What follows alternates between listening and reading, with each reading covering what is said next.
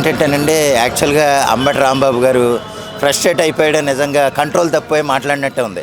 ఒక ప్రస్తుత సీఎం గారిని, చంద్రబాబు నాయుడు గారిని, ఎంతో ముఖ్యమంత్రిగా అనుభవం ఉన్న ఒక చంద్రబాబు నాయుడు గారిని అని మాట్లాడడం అయితే చాలా దారుణం అండి. అది మరి అంత దారుణంగా మాట్లాడకూడదు. ఏదో రాజకీయంలో మరీ విలువలు లేకుండా ప్రవర్తించడం అంటే, ఆ గతంలో చాలామందిని అలా చూసాం. కానీ అంబటి రాంబాబు గారు ఎప్పుడు కంట్రోల్ తప్పి మాట్లాడిన విధానం నేను ఎప్పుడు చూడలే. అంటే విమర్శన అయితే గట్టిగా చేసేవాడు, కానీ కంట్రోల్ తప్పి వినలేదు. అది మరి ఎందుకన్నాడో లేదు, ఏదన్నా డైవర్షన్ పాలిటిక్సో ఏదన్నా మనకు తెలియదు. కానీ ఓవరాల్గా అయితే ఆయన కంట్రోల్ తప్పి మాట్లాడడం అయితే చాలా దారుణం.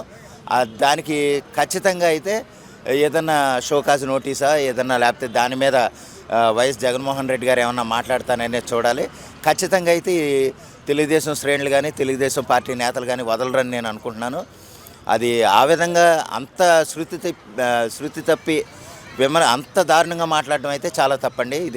అది ఎలాగంటేనండి, ఒకటి ఇప్పుడు యాక్చువల్గా అది ఈ మధ్య అంటే ఒక అధికారంలోకి వచ్చిన ఒక సంవత్సరన్నర పాటు అయితే అందరూ ఊరుకున్నారు సైలెంట్గా. మొత్తం కొడాలి నాని, రోజా వీళ్ళు ఎవ్వరూ మాట్లాడలేదు. వరుసగా వీళ్ళు ఏదో ఒక అంటే ఇది మరి కల్తీ నెయ్యి నివేదిక బయటకు వచ్చిందన్న ఉద్దేశం, లేకపోతే ఏదన్నా డైవర్ట్ చేయాలన్న ఉద్దేశం మనకు తెలియదు. కానీ వరుసగా చూస్తే కనుక అంబటి రాంబాబు, రోజా, లేకపోతే ఒకళ్ళ తర్వాత ఒకళ్ళు రెచ్చిపోవటం మనం చూస్తున్నాం. జగన్మోహన్ రెడ్డి గారు కూడా ఈ మధ్య ఏం మాట్లాడలే. కానీ వరుసగా ఈ వారంలో చూస్తుంటే కనుక వరుసగా ప్రతి విషయంలోనూ ప్రెస్ మీట్లు పెట్టడం, ప్రతి దానికి మాట్లాడడం అనేది మనం చూస్తున్నాం.